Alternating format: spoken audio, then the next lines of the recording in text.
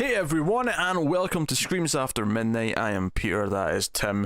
We talk about horror movies on this show, and this is the October-thon. It's October, which means we're doing a lot of extra episodes. It means you get the orange overlay if you're watching the video, and we, of course, work into a bunch of movies. And one of the films that we're going to do, the one we're doing today, is Scream, which we will be doing the sequels after October. We'll do that gradually over the next few months, but we thought we'd start October off, because this is October 1st. And we're going to start this off with Scream. Tim didn't know that, because we're recording this early. Tim had no idea this was the one that was going to go up first, but here we are.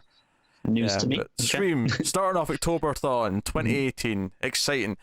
But yeah, so we'll start spoiler-free, as we always do, and we'll give you a warning in the middle before spoilers.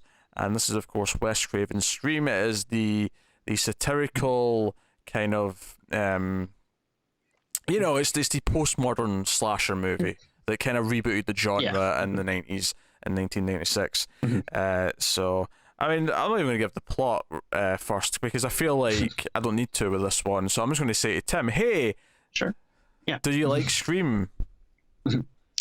I do. I don't think that I necessarily like it as much as like other people. Like I think, especially lately, I feel like there's been a little bit of a resurgence. Like I've been seeing a lot of people kind of be like, oh man, like, what a masterpiece, one of my favorite horror movies. And I do think it's good, but to me, like I don't really put it as much of a classic. Like there's some stuff that I don't like about it, and there's also some stuff that, I mean, this isn't fair to the movie, but it does remind me of this kind of like horror style that really prevalated the rest of the 90s after this came out. So which obviously that's not the movie's fault. There's like a lot of like imitators and knockoffs and stuff, but it's kind of hard to watch this sometimes and not really think of like, oh yeah, that kind of all came from this. But I mean, overall though, yeah, it is definitely like a great movie, but I maybe have like a few low nitpicks here and there. Yeah, it's fair. I think Scream is an interesting one for me, because it may be one of the first horror movies I saw as a kid, because this came out in 96. I was 7. I probably saw it when it hit like cable a year later, something like that. So I was 8 years old, and people are at home like, it's 8 years old watching Scream, what are you doing? Your parents are horrible. No, because I wanted to watch horror movies, and I tried Scream, and like obviously at the time, like all the references were lost on me, all the things that was playing up were lost on me.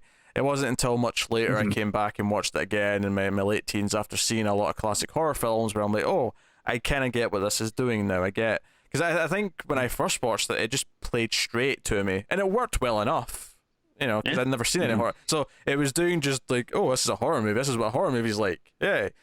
Yeah. So I've got a lot of nostalgia for the first Scream, and like I think it does some pretty smart things. I do think it's been topped as far as horror satire goes. I feel like The Cabin in the Woods has ate its lunch now. Oh yeah, I do prefer Cabin in the Woods over Scream, but Scream is very good, and it's very good for a bunch of different reasons. I do have a couple of little issues with it myself, but I do think it's one of Wes Craven's best movies. Not the best, but it's pretty high up there, and Oh yeah, definitely. Yeah, I mean, it would probably be like a solid 3 for me, most likely. Top 3, yeah, I get what you're saying. Yeah, I agree with probably about top 3. Yeah, I think that sounds about right. And I mean, one of the things I think is like really impressive too, is Wes Craven. He's kind of had like a, like he had like defining horror movies and almost like, like at least like 3 straight decades, because like the first stuff he did must have come out in the 70s, like Last House on the Left. Yeah, that was 70s. Yeah. Those 70s. Yeah, and then obviously like Nightmare in the 80s, and now like this especially in the 90s. It's interesting to see like this creator that's so prevalent. Yeah, he never quite hit it in the 2000s. Cursed never quite became the big thing, did it? Oh, big disagree there. I think that's one of the defining movies of the 2000s. He's such a weird director, because he has these high points, but he's also got these really low points. I mean, he's done some garbage in his time as well. So, but he always seems to bounce back, and this is, and if you don't know this might be like a weird bit of trivia for people. This was originally called, when they were making this movie was called Scary Movie. That was supposed to be the title of Scream, and they all hated it when it got changed. The studio wanted to change it because they thought it didn't sound good. And obviously now it's impossible to hear Scary Movie and not think of the stupid spoof, and and think about what that is. But it kind of is the perfect name for this movie. Yeah, and you know what, what's kind of embarrassing is when I was watching this last night, as a kid I did like the first two scary movies, and this first one is such a what's annoying about those movies is they're so blatant in their parodies that it's not it's not like subtle stuff. It's like, no, we're doing this movie. So, but I did watch those a lot as a kid, so it's annoying that when I kind of watch this movie now, there are scenes where I'm like, oh, this reminds me of a scary movie as well, which I wish I could Eternal Sunshine that memory out of my brain. I don't remember Scary Movie well enough to actually think about it when I'm doing it. Outside of one or two scenes, there's one or two scenes where the Scary Movie version of the scene would pop into my head, and I'd be like, oh, get out. But because this is the weird thing to me about Scary Movie existing, is that this is already kind of poking fun at the genre. This is already doing tropes and pointing them out and being meta, and it's doing it as part of the plot, whereas Scary Movie just then spoofs something that was already kind of a spoof in a number of ways. But so it's really weird. Annoying. And then there's a spoof of the spoof as well. There's Shriek, If You Know What I Did Last Friday the 13th, which is a spoof of Scary Movie, believe it or not. Tom Arnold was in it. Jesus. Wow. Luckily, I can say that I have not seen that movie. But that was something that was rented way back in the early DVD days. Not good. Not good. There is at least, man, there's cool stuff in here though that the scene in the video store brought me back. Oh yeah, there's some a lot of nostalgia for the movie, but also kind of stuff that it does. And I think one of the smart things that it does as well is, obviously this movie is very meta about, okay, so we're going to deconstruct the slasher genre and all the horror movies of the 80s and 70s. What it kind of does is that it uses home video as kind of a conduit for that, and it's almost like it's saying, well, now you can take the movies home, right? And obviously you could in the 80s as well. I mean, it wasn't like that was a new thing in the 90s, but home video became such a big thing, and it's almost like by using home videos, like, no, you took horror movies home, therefore this is a horror movie. This is a horror movie about characters who know horror movies, because it's now kind of quote unquote in the real world, because horror movies have came home. And it plays with that a lot. It plays with that with the camera later on in the film. It plays with that with obviously the references and everything else. I actually think this movie, it kind of I don't think the score by Marco Beltrami is bad. It's a fine score for Scream, but I do think it's kind of upstaged, because later on in the film, when Halloween's playing on the TV, and you literally just hear the score from Halloween as David Arquette's going through the house, and I'm like, this sounds way better than the rest of the film because it's the Halloween score. Yeah, no, I definitely agree with that. But this film is littered with references, and it's funny actually. Every time I go a few years without seeing it, and I come back and watch it again, I'll catch a reference to something that I've watched since the last time I saw it. At one point, Dewey mentions the town that dreaded sundown, and I was like, oh, I know what that is now. I guarantee you the first 5 times I saw this, I had no idea what that was. But sure enough, I know what that is now. The Richard Gere gerbil story, I'm pretty sure I didn't know what that was the first time I'd seen this. There's references to Carrie, Halloween, Friday the 13th, Nightmare on Elm Street. The list goes on and on. There's tons. Exorcist. In fact, one of my favorite lines in the entire film is, I was watching The Exorcist on TV and it got me thinking of you. I love that line of dialogue. That's a fantastic line of dialogue. Yeah, and I think they even mentioned prom night. Prom night's mentioned. At some Terror point, Train, and then gets mentioned. Yeah, and even just talking about stuff about Jamie Lee Curtis and actresses and that sort of thing. But yeah, I think honestly though, I don't know if I like the idea of every character kind of being this pop culture beacon. I think maybe it might have been a little better if it was more relegated to Randy's character, because I don't know, I feel like the other characters like didn't pull it off as much. Like I don't know, I had trouble like him. You know, he's supposed to be kind of the dirty. I mean, it is kind of limited to him for the most part, but there are one or two moments where, like you say, that Tune That Ready Sundown reference wasn't Randy, and it was like, that's weird that these characters know that movie. That's not exactly a super well known film. Yeah, like the other characters, maybe if want to have them be more like maybe have mainstream references or something that might have worked a little bit more. Also, I kind of hate some of the casting choices in this. Yes. Like, he really, I mean, you know, totally fine in Twin Peaks. Oh shit, Twin Peaks is his best performance ever. Fantastic in Twin Peaks. But man, he's super irritating in this. Well, and his like character is awful. Like, and I mean, forgetting where it goes later on. Like at the start of the movie, he keeps openly talking about gutting people in front of Sydney, knowing that her mother was killed a year ago. Yeah. And I'm like, you're an awful friend. Like, you're actually awful in every possible way. There's no redeeming quality to you. You're gross. You know, stick your freakishly long tongue back in your mouth. So here's my critique to your first point, though, Tim, is I feel like the point of this film is kind of that everyone is kind of into horror and knows about it, because that's kind of the premise, is that everyone is in on the joke, and therefore... And it's a 90s thing. I think, you know, that 90s was a very, you know, pop culture centered time. So because it never bothers me, like in the hit television show Buffy the Vampire Slayer, because Joss Whedon likes to have his characters all reference pop culture. Maybe not as frequently as this movie does, but and it never strikes me off in that one. But I mean, I feel like though specifically though that everyone knows like all these horror references and stuff. Like, you know, if you want to have them, I don't know, talking about whatever kids liked at that time, like 90210 or MTV and stuff, like totally fine with that. But that wouldn't work for the movie though, because the point is that this group of characters represent the fact that horror is now mainstream, that everyone kind of knows about it. Now, is it amped up because everyone... Was it at the time, though? Yeah, I mean... yeah, because I mean, that's the point, is that everyone, because kind of why it exists is because horror movies don't work anymore because everyone knows all the tricks, everyone knows all the tropes. Okay. And that's, you know, that's where the rules come from, that's where... like, you know, all the characters referencing all these things come from. Like in the opening scene, Drew Barrymore's character likes horror movies. She references multiple horror movies in the scene where she's the victim. And it's like, hey, this horror movie's coming after you, the viewer, because you know all this stuff. That's kind of the point. Okay. So I'm not saying it's realistic or it makes sense that everyone is this horror knowledgeable, but it's not supposed to be realistic. I mean, it's just kind of meant to be representative of everyone. Yeah.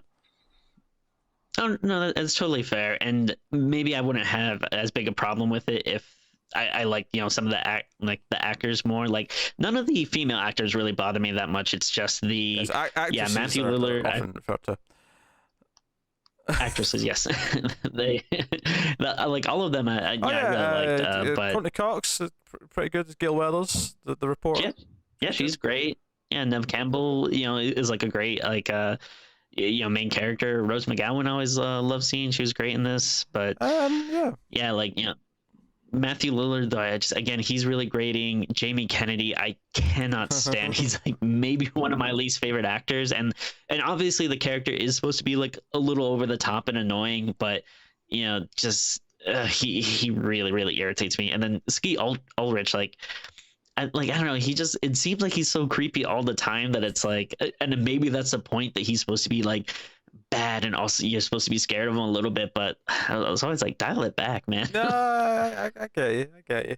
Let's not forget Roger Jackson, who has got the most important role in the film. I don't even know who that was. I'm not even just joking necessarily. This is kind of true. All right, he's the voice. Oh, okay. Oh, yeah, okay, cool. Yeah, I don't know who that was. I just looked up at his name there. I was like, oh, that's quite important. We should mention him. What's your favorite scary movie? You know, that's him. Oh, that actually makes sense because, like, you know, in the end, when you see who the killer is and they're speaking in the box, it doesn't sound exactly the same as you hear in the opening. And now, one thing I thought was kind of funny, which obviously, you know, horror movie, you know, suspension of disbelief, whatever, but like the people stay on this phone for so long. Like if you get a prank phone call from like someone you don't know, you hang up after 2 seconds. Like these people are really engaging this like creepazoid.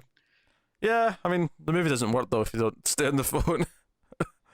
Right. No, yeah, I'm saying, all right, yeah, I know it's a horror movie, so suspend your disbelief, but just something I was thinking about when I was watching this, I was like, well, why not just hang up? Or it wouldn't really work nowadays because I feel like no one answers the phone. Oh, sure. Now it's like, I mean, I think they get away with it leave a because, message. I mean, at the start of the movie, she does hang up quickly, and then she hangs up again multiple times.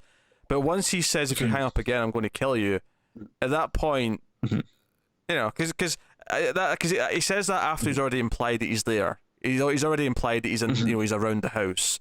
So I think at that point it's like, okay, I get why she doesn't hang up then, because she actually thinks that there's a reason not to, there's a threat not to.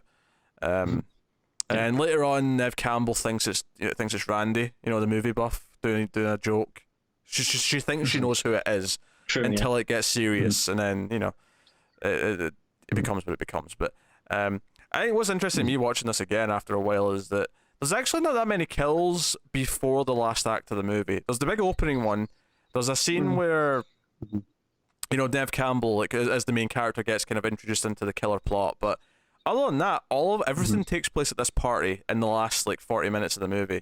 The first half is a lot of setup for that. I feel, which was just fine. I mean, I think what's interesting about this movie is that it's playing like to a lot of slasher movies, but at the same time it's different because it's a whodunit. Oh yeah. You know, a big part of the plot is who is the killer and speculating who the killer is. That's not typically a slasher movie thing. Usually it's just, you know, just Jason or it's Michael. It's fine. Yeah. And I think they do a pretty good setup of like, you know, like obviously, you know, seen this movie multiple times now, so when I'm watching it, like I, you know who it is. But yeah, you know, I think at the time when, you know, I was seeing it fresh, it was kind of like a shock at the end. I was like, oh, okay, because I think they do a good job of, you know, putting out clues, but then also kind of like backtracking and covering their tracks and keep you guessing. I mean, I do have a couple of nitpicks with who the killer ends up being, just because, you know, there's a couple of things that don't quite add up for me, but it's fine. I think that's always going to happen with movies like this. Oh yeah. I have a funny story, but I'll save it for spoilers. Yeah. It's funny because the movie's so much about playing on tropes. There's a lot of nice little touches. Like, you know, when Halloween's playing on the TV, like, you see the scene where Michael's, like, you know, bashing into the closet, right, coming after Jamie Lee Curtis, and at the same time, in the real life, as the killer's stalking Nev Campbell, she's the one who comes out of the closet and, like, attacks the killer. It's like a nice, like, you know, subversion. It's like, here's the thing that happens in the movies, and here's what we're doing in this one. And there's a lot of little moments like that where it'll do the opposite thing from what you expect. Or even one of the most famous conversations that always comes up from Scream is where Nev Campbell gets called, Sidney gets called, and she explains to the killer she doesn't like horror movies because it's always some girl running up the stairs instead of going out the front door like she should. And 2 minutes later, when she's attacked, she tries to go out the front door, but that actually makes things worse for her, and then she has to run up the stairs.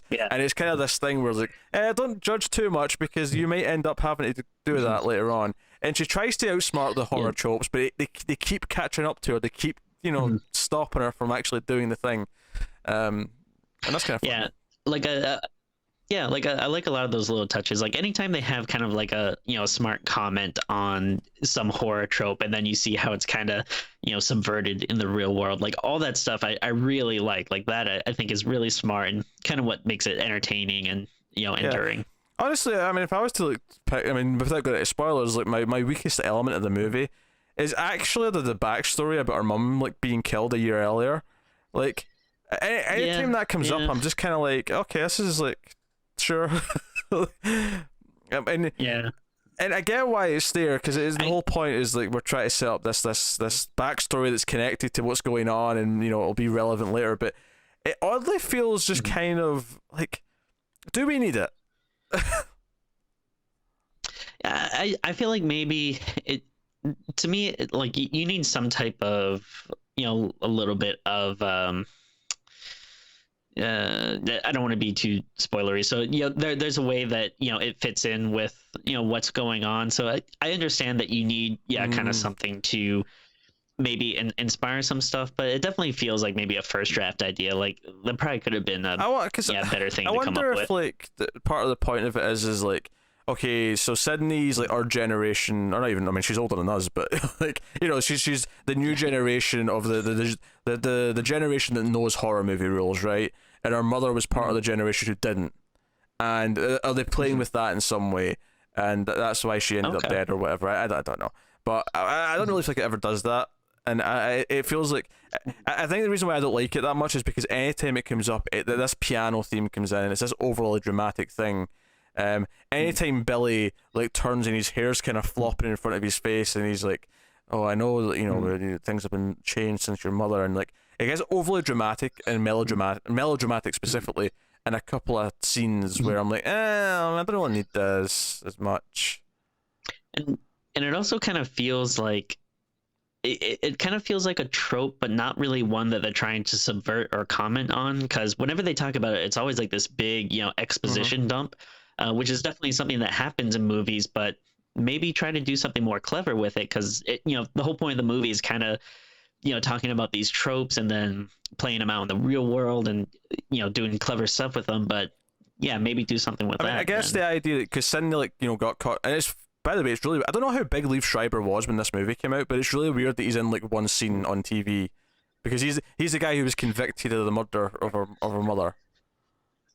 Yeah, I mean, I wonder if like without going too far ahead, he appears in some other sequels. So I don't know if they had planned that, and that's why they got him. I don't think they did plan for sequels, which is weird because he feels like he's planted so he can have a bigger role in the second one, right? Like yeah. It's strange. Interesting. Cotton is his name. Cotton Weary. Well, yeah, that's a really weird name. Now that you've pointed it out to him, because I mean, obviously, it gives that personal connection to Gail because like she's the one who's writing the book and she tried to defend Cotton, and Sydney's got this personal beef with her because of that. But I mean, ultimately, like she represents the media coming to swarm when stuff starts going down, and like it's very reminiscent of a bunch of things. I thought of OJ specifically, like all these reporters like try to make like names for themselves by writing books about it and all sorts, and she's kind of like swarming that. And I guess that's again, I think that's the less cynical part of the movie, is like the idea of the media profiting off like misery and death and macabre, which is kind of what the horror genre does as well at the same time. Which is funny that Wes Craven's almost critiquing that, because he's kind of made a name for himself by doing horror movies this whole time. And I feel like also trying to comment on how maybe like kids today are so like desensitized to it, because there's so many scenes where like like this should be a really grave thing that the whole city is dealing with, but like you see like the younger kids, other than the ones that are directly involved, like just running around and like making fun of it. Well, and I think mocking the killer. The other thing about having Gail Wells involved and using the press, I think one of the themes of the movie is understanding the difference between the real violence and movie violence. And I think the idea that she's trying to profit off this, like it is just a story, like there's not actually real people being hurt, but there are real people being hurt. And again, it goes into what you just said about the desensitization, and like, no, understand what real horror is and understand what movie horror is. And this isn't a movie. I mean, it is a movie, but like to the characters, it's not a movie. And then and kind of to that point, like you don't really see like crazy over the top deaths. Like I mean, maybe like a little bit, but there's for one the most over part, the top death. There's one that's pretty ridiculous, and it's probably one of the most fun deaths, to be honest. Honestly, outside of the opening kill and then the one in what we're thinking of, I think they're pretty straightforward and not necessarily even that interesting. There's a couple of nice moments. I think the opening is definitely the goriest, and then it kind of like dies down from there. And I know that the film was censored, not necessarily by the MPA, but they like they chose to like cut it down a little bit to make it a bit more palpable. I know that there was a Japanese DVD way back in the day with the original uncut version of Scream that was never released anywhere else, but it's never been updated to HD or anything like that. And I don't feel like it needs it, admittedly. Like I feel like it's got what it needs more than anything else. Obviously, there's a bunch. I kind of like Oh, there you go. well, I was just gonna say I kind of like when stuff like that exists though. Like, yeah, I don't really need to see it, but it is interesting to think like, oh, there's a cutout there that only Yeah, exists I know, in Japan it's for some weird, reason. yeah. Like, okay. But yeah, and obviously there's a lot of other references as well that we've not mentioned. Like, the Billy Loomis, the name Loomis, right there, horror Yeah. reference. Mhm. What's her face? Specifically, it seems like a lot of Carpenter references. There's a lot of Carpenter references, like references to a lot of things though. Linda Blair's in the movie. Yeah. She's like a random reporter early on. Oh yeah, I did not remember that at all, and then yeah, like when it happened, it's Yeah. super fast and to the point where I wasn't even completely sure. I was like, wait, was that? Yeah. Okay. I do think, like, because obviously it's got the dialogue and it's that 90s pop culture thing, and again, I love Joss Whedon's dialogue and I think he nails it. I think Kevin Williamson does an okay job at it. There's a couple of times though, like I think when Billy first comes to see Sydney early on in the film, and he uses like the rating system, PG-13, R-rated, NC-17. He uses that as a metaphor for their sexual relationship and how they're struggling to get to anything beyond the PG-13 and whatnot. Yeah. And she has the joke at the end, "Oh, I settle for PG-13." She shows him her boobs, like. Can you see boobs in a PG-13 movie? I didn't. Maybe she's still wearing a bra. Maybe that was a joke. Is it some? Yeah. But they don't show us the audience, and I feel like if it was just her bra, Maybe Yeah. that's the joke. yeah. But I feel like if it was, oh, maybe that is the joke. Yeah, that we don't get to see them. But Yeah. I feel like if it was PG-13, she'd still be wearing her bra, and therefore they could have just shown us that probably. Whereas I feel like they didn't show Yeah. us, so I assumed there was boobs. I assumed there was actual boobage Yeah, that's for that's Billy. what I assume. Because Billy, and honestly, this entire conversation to me. It would have been funny if there's like a G cut where she's like, yeah, would you settle for a PG relationship? Just shows her knee or something. No, I'm pretty sure a PG relationship would just be a kiss. That's it. That's all you get. Yeah. A PG. By the way, one sign of you know that you're getting older is yeah, I was watching this yesterday with Melissa, and one of the things we're commenting on is her house. Where like, man, that is a gorgeous house. I wonder how much that costs. Like, what kind of like I wonder what area that's in. Like, look at the view. Well, you're also just been recently in the market for buying a house, so it's not. So it's just Yeah. relevant to you right now specifically. Actually, speaking of houses, my big problem with not a big problem, but the opening scene with Drew Barrymore's character is that he mentions on the phone there's like two main exits, the front door and the patio door, and then she goes out a third door afterwards, and I was like, there's a third Oh, door yeah. there at least, and which by the way just bugged me. I'm like, who needs this many access doors to their house? Like two is pretty much the max that I'm comfortable with, to be honest. I don't need Yeah. that would make me nervous that anyone could sneak in at any point. That there's all these doors going to the outside around the building. Well, yeah. Oh, well, that's one that I thought was weird with I think later on in the movie they show like Sydney walking up to, it looks like she kind of has maybe like a little patio area that has steps leading directly up to her room or something, which I thought was like, that's kind of weird. Like, I kind of like it, but also it seems weird to have like two access points in your own bedroom. I don't think that was her bedroom. I think that was like a guest room, it wasn't like a bedroom though. It was living like room a or sofa something? and a TV. So I Okay. think it was like yeah. Maybe some type of TV room or something. I like the idea of that. I don't Okay. like the idea of it being an extra access point though. So I think I like the idea of that if it's like Yeah. cut off from the rest of the house. Like it's like if there's no doors in it to go anywhere else. It's just there's a little hidey secret room you can go up the stairs to outside. That's fun. That's cool. Yeah. Now to go back to the scene with the PG-13 and stuff, that scene felt really stilted to me. It felt like it was really forced, that it was really describing their entire relationship in terms of ratings. And then the other thing that I like about it is that Billy's kind of a whiny little shit here. He's basically like, "Oh, we've been together 2 years and there's not enough sexy stuff. Can we have sex, please? Can we do that?" Yeah. And he at the end of the scene, he's like, "I was only half serious about the sex stuff. I don't want to rush you." And I'm like, okay, fine. You should. I don't know. I felt like it wasn't jokey enough. I feel like if he was just kind of like, And like, I never really get much of a sense of their relationship. oh yeah, Like, he just seems like such a boring person to be around.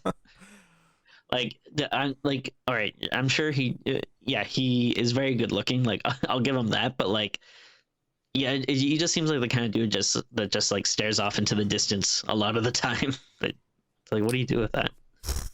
I don't know. Maybe she just likes that he's quiet. Likes the peace. Maybe. I don't know. Anytime her mother comes up, though, like I say, there's this sad piano theme comes in. Dun, dun, dun, dun, dun, dun. Which is the Jurassic Park music. No, that wasn't Jurassic Park. My rendition wasn't perfect, I'll admit, but it wasn't Jurassic Park. I can say that much. I know. I'm just saying. I wish it would have been. Maybe it would have been a little better if it was. Sydney, your mother was a slut. I'd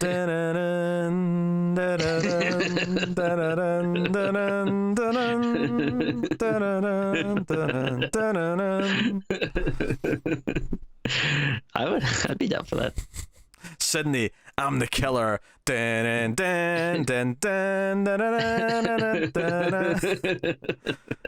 Okay, someone has to rescore Scream with only music from Jurassic Park, right? That is a task. Oh, please. That I have now set out to the internet. Do it. I'd love to see that. So yeah. I just talked about Dewey too much. David Arquette's character. Yeah. I've forgotten how much of just pure comedy he is in this first one. Like, he is definitely the silly character. He's likable well enough, but he's definitely a silly character. Yeah, I think overall the movie, I always kind of forget how jokey it is. Like, obviously it's not like an outright comedy or anything. It is still like, a horror movie, but there's always more jokes than I that's remember. one of the things that I mean, when we get to the fourth one, I'll go into this more in depth, but I felt like the fourth one, when I saw it, was like, this doesn't feel like it's even trying to be a horror movie anymore. So it's just doing the comedy satire stuff. Yeah, and then I think like a lot of it works, but every now and again I'm kind of like, that's a little too much. Like the Wes Craven cameo scene, I was like, Fred. Come on. We're in the red and green jumper with the hat, yeah. And like he has like a super long beard and like long hair and stuff. I was like, dial it back like a little bit. Like, I will say this: the principal may be my favorite character in the whole movie. He's great, really great. Yeah. Threatening to stab his students because they're being little shits. That was like actually a super tense scene, like him disciplining those kids and with the scissors and just everything. What I love about that scene is the sound of the scissors scraping down their shirt. Exactly, yeah. That's the sound I love. It's good, some good sound effects in that scene. Good mixing. I really dug that. It was a shame that he got killed. I feel like his death was kind of random. It was just kind of like, oh, there's no kill in the middle of the movie. We'll do the principal. Yeah. Are we in spoilers then? Because it's a little. I guess I wasn't really thinking about it when I said that. I mean, I don't think it's. Yeah, we'll go spoilers. So full spoilers from this point on for Scream. Not that I'm ready to dive into the deep stuff yet, but just in case. So no, Dewey's not bad, and I think it's interesting that him and Courtney Cox do have great chemistry, which I guess shouldn't be surprising because they ended up getting married in real life. So that makes a lot of sense. But because I think up until that point, Gail seems like just not a vindictive character, but she's just out for herself. But she actually has enough chemistry with Dewey that you don't as much as it feels like she's just like trying to flirt with him for information, you feel like there's like some genuine attraction going on at the same time. Oh yeah, I think that she comes off as pretty unlikable at first, and I think once you see her warm up to Dewey a little bit, that she becomes a little more appealing, at least than she previously was. Which I guess is also a play in a trope almost, is it? Because he's the goofy nerdy guy to a point. True. And she's the vixenous reporter. And I do love whenever his sister like gives him she shit. doesn't give him any respect. But I love the scene after the incidents happen where she's been attacked at the house and she's staying with him and his sister at their house. She gets a call from the killer. And everyone goes away, and he just goes up to the phone. He's holding his gun. He's in his pajamas. And he's holding the gun. And he just goes up to the phone and goes, "Hello." And it just cuts to the next scene. It's a really good funny cut. But no, there's good chemistry. I like the scene where she first talks to him, Gail does, and she's like, "Oh, I rank really well for 18 to 24-year-olds," and she's like, "Oh, you do watch the show?" He's like, "Hey, I'm 25, but I was 24 for a whole year." I'm like, "Hey, that was a suave line, Dewey. Did okay." Yeah, did okay. Nice. Actually, Dewey's probably the worst character though for remembering Scary Movie for me though, because I kept remembering. Oh yeah. In the scene in Scary Movie, you know, the one in this where he comes out and answers the phone after Sid's already answered it. Mhm. In Scary, I always remember he's got the vacuum hose as if he's been masturbating with it. Yeah. So that Yeah. that bugged me. I think Officer Doofy, I think it was in Scary God, Movie. yeah. Oh dear. So no. Yeah, that's a tough one to get the wires crossed. So when it comes to the kills, I mean, clearly the interesting one we were talking about was Rose McGowan's death, right? You know, that was pretty inventive, and it had a fun, like, you know, crushing ending to it in the garage door. So, oh, nice pun. I know what to say.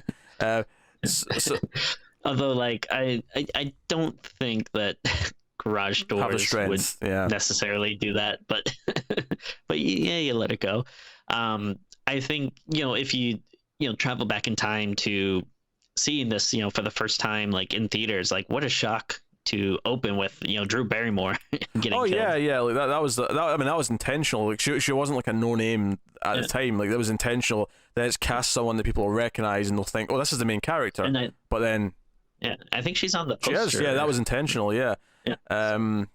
Actually, I don't mean this just to bring up Buffy again, but Whedon kind of did a similar thing in the first couple episodes of Buffy, where there's a guy named Jesse who seems like he's going to be one of the main cast.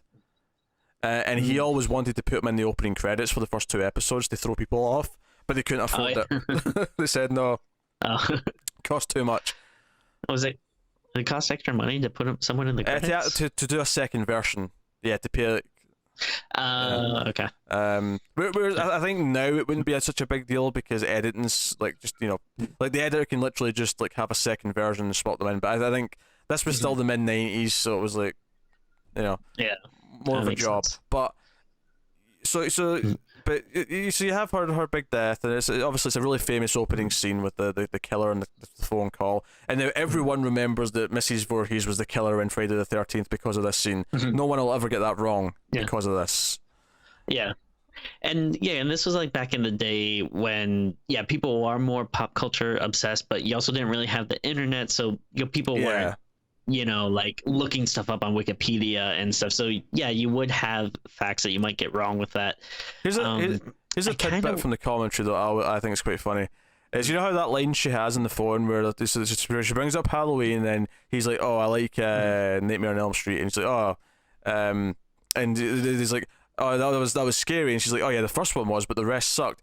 And on the commentary, Wes Craven says he was self-conscious about that line. He was worried that people would think he's being egotistical because obviously he made the first one. And then someone said to him, no, don't worry about it. You also made the 7th one, which is included in the ones that suck. So, yeah. I thought that was a nice bit of trivia. Now, one thing I will say is I kind of wish that they played more with this, you know, answering questions thing, because it's really only in this opening scene. I think maybe they asked Sydney like a question or two, but it's kind of irrelevant. Like, it's not trivia or anything like that, and but I feel like when I first saw the movie that's kind of how it was sold. Like, oh, there's a killer that asks you horror questions, and if you get it wrong, you die. But it's really just that one scene. Yeah, there's not a lot of it. Maybe it's a shame because it is quite fun. It's just a fun portion of the movie. Maybe it's egotistical because I just want to watch it and be like, oh, if I know that. Yeah, basically, you just want to play a horror trivia game. Maybe we can find a game later, Tim. We can go head to head and see who comes out on top. That'd be fun. Oh, that would be interesting. Okay. Yeah, I will say, as much as I love horror, though, I'm usually bad with trivia, like, because I don't know stuff like if the questions are about like dates or actors' names, like I'm horrible with that stuff, but I'm always down to play. Good. You shall be crushed.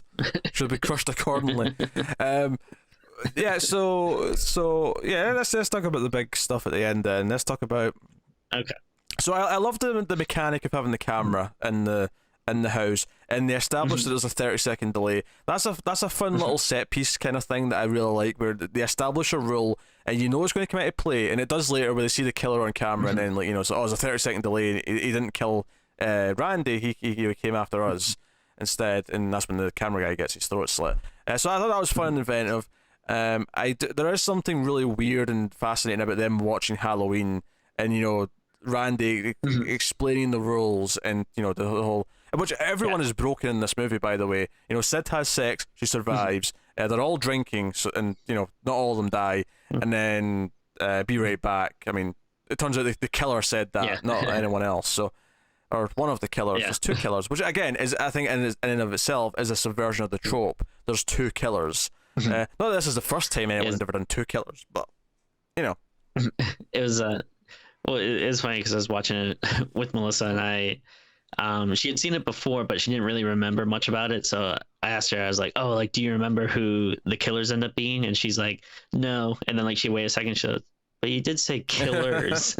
And I was like, don't worry about that. Don't concern yourself with that.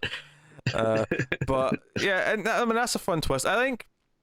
And I guess the subversion with Billy is that he's such the obvious pick that you don't expect it to actually be him, because you think he's a red herring. So then he turns out to be the killer. Yeah. But I think the problem with that, though, is that it's still really boring. It doesn't. Even though you don't expect it because it's the obvious one, when it turns out to be him, he was still the obvious one. So it's not that exciting. Yeah. But I do like how ridiculously bloody it gets in that last scene where they're stabbing each other, and Yeah.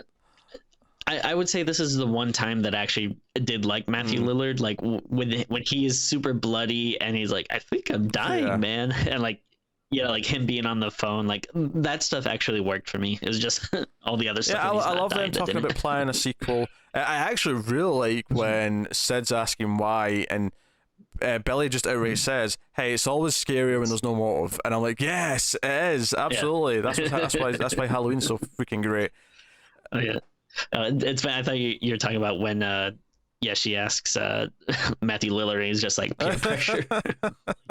That's funny too. Peer pressure. And so this is where I don't like the backstory so much, is because your mother was sleeping with my dad, and that's why my mum left town, so that's why I wanted to kill her. Which is such like a flimsy, like it'd be one thing if you're gonna do it, at least have it be like, oh, they broke up and then my dad lost his mind and went crazy or something, because it's just like your parents got divorced. Like, that's here's the thing: we actually see his dad earlier in the film at the police station, and he seems like a pretty put together man who's trying to defend his son. Like we don't get the sense that he's broken by the fact that he's been in a divorce or anything. He just seems fine. Yeah. Yeah, so that was a little and the other stuff I don't like with Billy is every time after the arrest, when they clear him because it wasn't his phone that called her, every time he runs into Sid and he's like, "You still think it was me? You think it was me?" Every time he starts to question that, I just kind of get annoyed at him.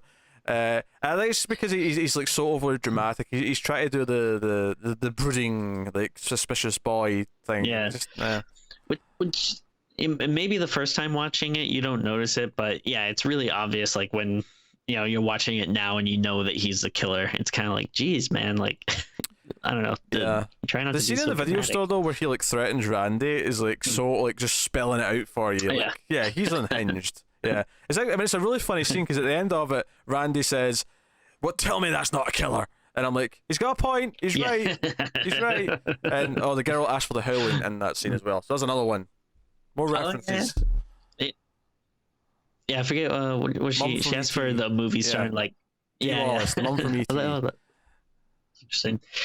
I forget which part it is in that scene, but I do at some point, I think maybe it's when Billy's talking or something, and you just notice this woman in the background kind of just lifts up her head when they're talking, and she kind of seems horrified and walks away. That was funny. Do you know what? I mean, I prefer home media now because HD and even DVD versus VHS. But I mean, I VHS is awful, but obviously it was great at the time.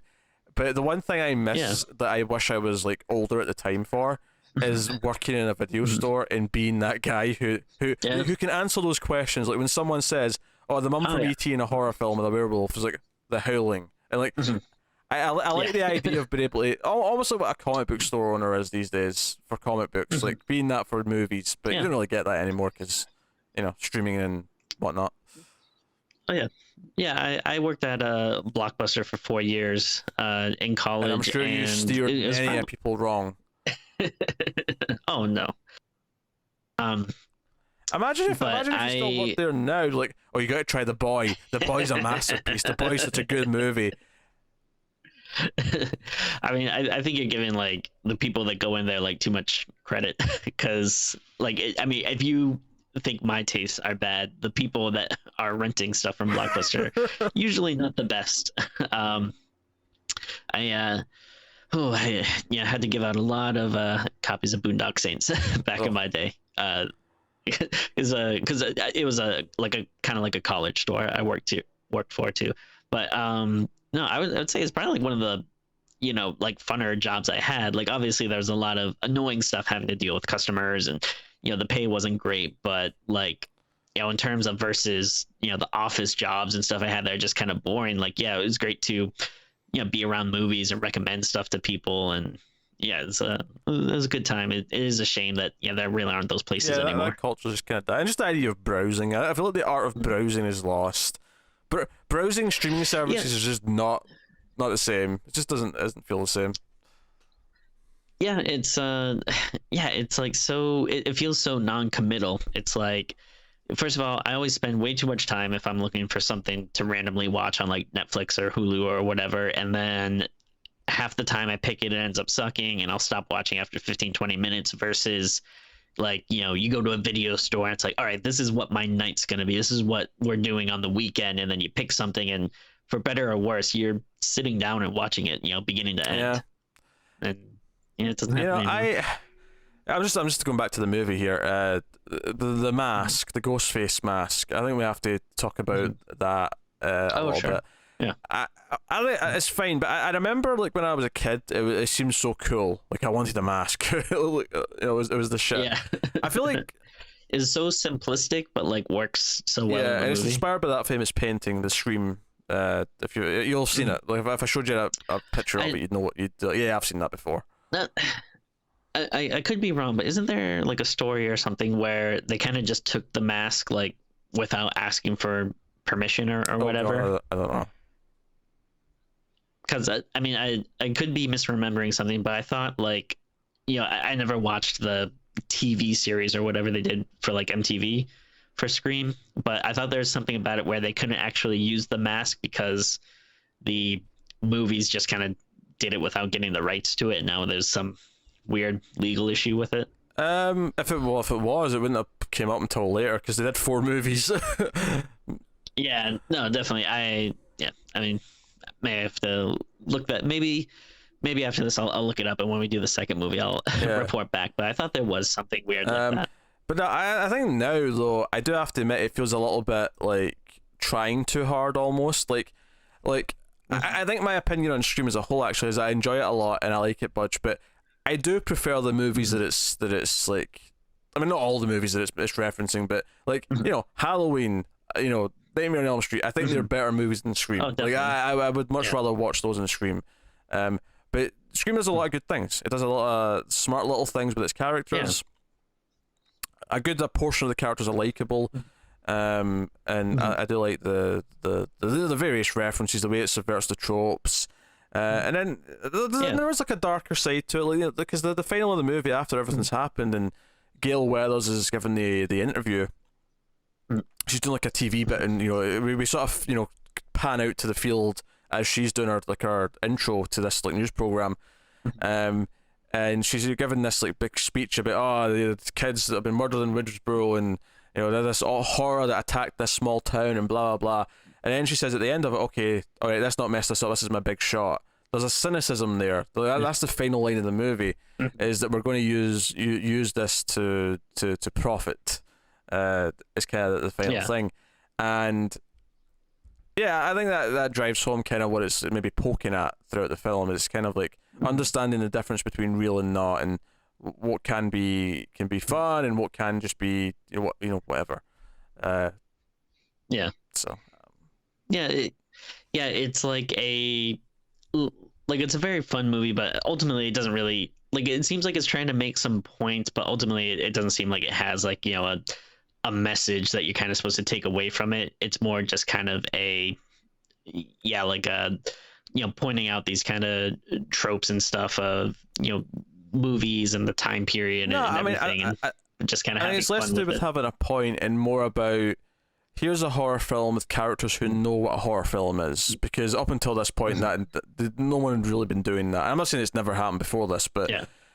that's kind of the point, and that's why it maybe resonated with people at the time. Although I don't actually think that's why it became a big hit. Like I feel like for horror fans, that's why it works. I feel like for the general public, it worked just because they like the twists and they like the glossy 90s sheen of it all, which is funny because now it makes people, that's the most dated element now is like the 90s sheen of it, where I'm like I liked how movies in the 80s look better, or I like whatever.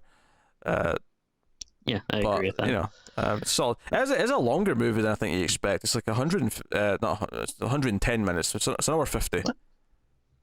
Yeah, so it's just shy of 2 hours, which is longer than I'd expect for something like this. To its credit though, the pacing's pretty good, and I never felt like it was dragging, or it goes in at a nice reasonable rate. So yeah. And I mean, I guess you could, look at the character of Cindy and talk about her like sexual awakening because she's, feeling, kind of, she doesn't want to engage in that stuff. She has all these issues, and she finds out her mother was maybe more of an adulterer than she knew about. Because at first she's like defending, like, oh, she would never do that, and she finds out from other people. She overhears that conversation in the bathroom about her mother sleeping around, and then she finds out her friend kind of believes that story, and then she hears all this stuff at the end. That's which the bathroom scene is really weird because like she goes into the bathroom, no one's talking for like a couple of seconds, and then all of a sudden these people start talking like they're in the middle of a conversation. It's like, what? Yeah, I mean, I guess you could argue it's more like she's not just noticed, because so the movie's kind of like emulating that by us not hearing it. That seems like a cheap excuse. Maybe it is, but that's like you could have them maybe like muttering or something, maybe, but then maybe they kind of don't perk up and become clear. Like there's a few stuff like that. Like again, this is super nitpicky, but yeah, a few things like that I was just like, it seems like maybe you could have done that a little better, or made it feel like a little more real. One thing I do kind of like about it is the killer itself. I like he doesn't feel like he's that great. Like obviously, he ends up killing like the people and everything, so he's definitely good in that way, but he always gets like a lot of, or the people that he's chasing usually get a lot of shots in. Like he seems like he's not like indestructible. Like there's times when he's like falling down and getting stuff thrown at him and everything, so I kind of like that aspect of it. Like it feels more I think that's real. the point, is it feels more realistic. That said though, there's a lot of other cheats elsewhere. Like Rose McGowan's like hanging from that garage door for a long time, and there's people who, no one else at that party is going to get beer, and also no one noticed because it feels like it's facing the front of the house, and like people leave later on to go see the principal in the football field. Like no one sees this. No one notices her dangling. I also love that, like maybe again supposed to be commenting on like the cynicism of youth or something, but everyone's like, the principal is dead, let's go see the body. Like that's so weird.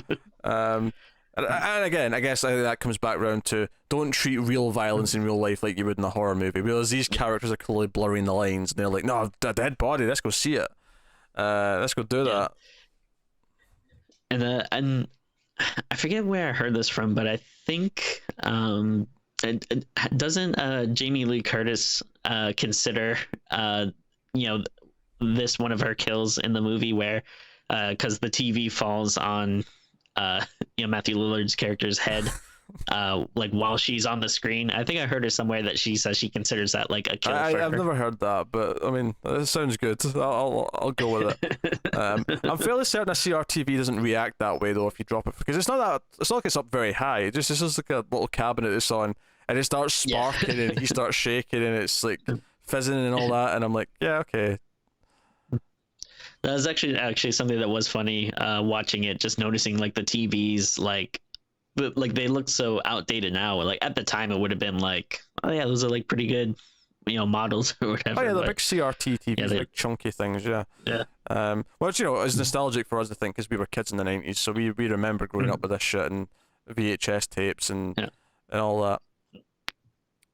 But that's just kind of times change. The kiddies don't remember these things. That some people TVs have always been flat, and that's fine.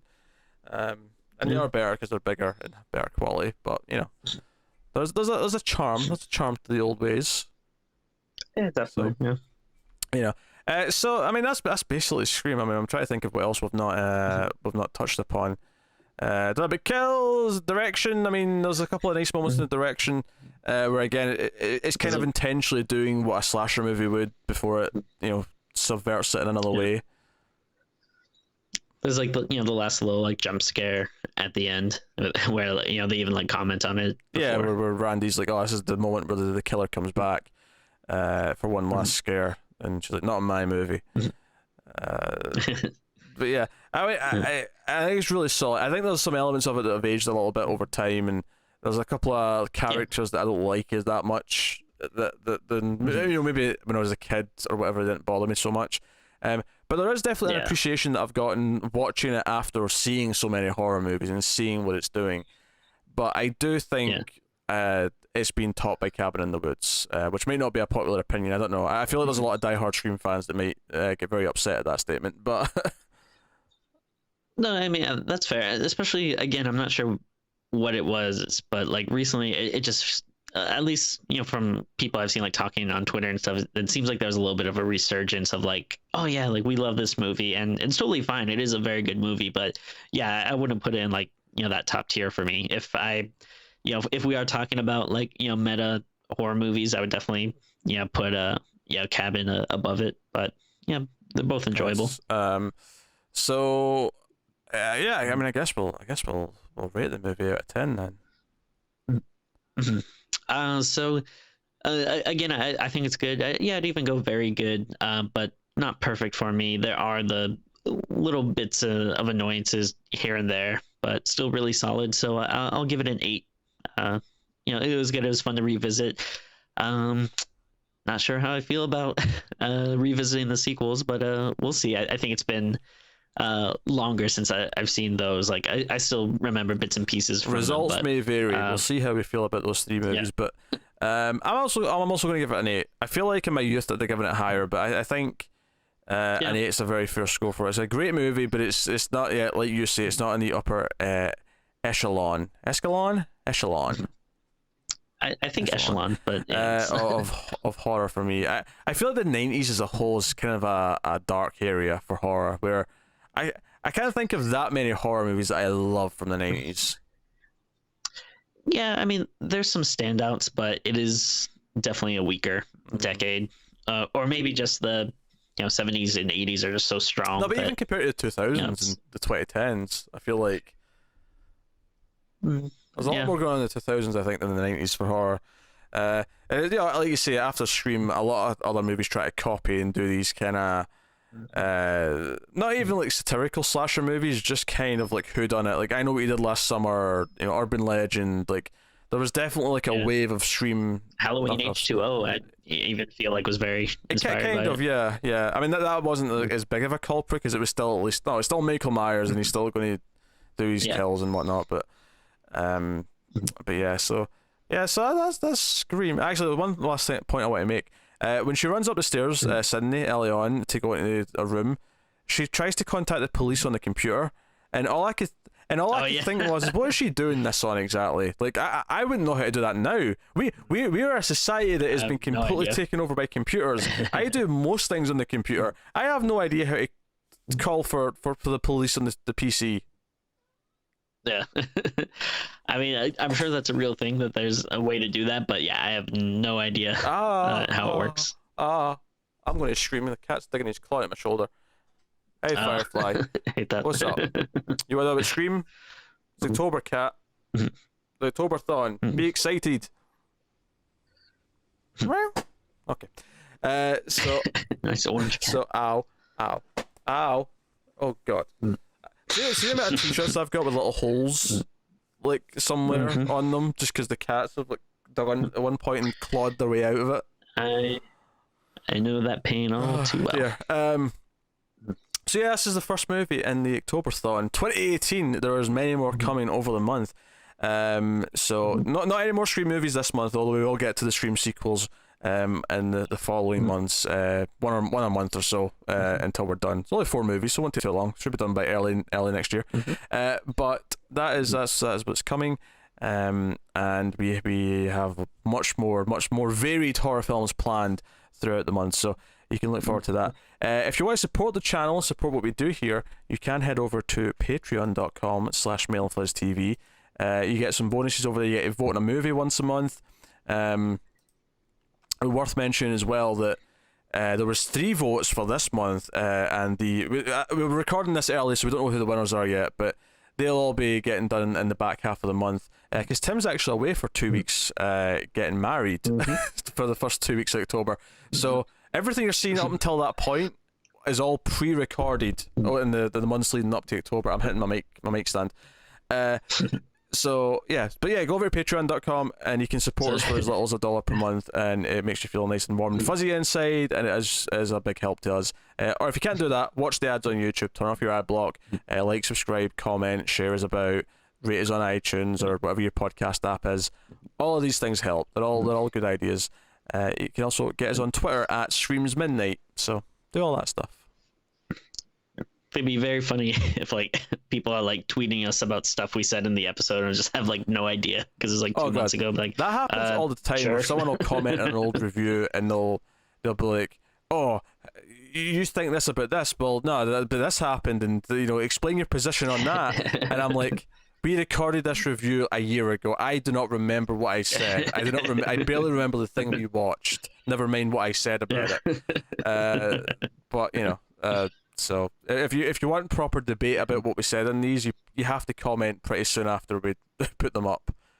And in this case, we recorded it early, so I mean, even then, it won't help that much. But so it's a thing.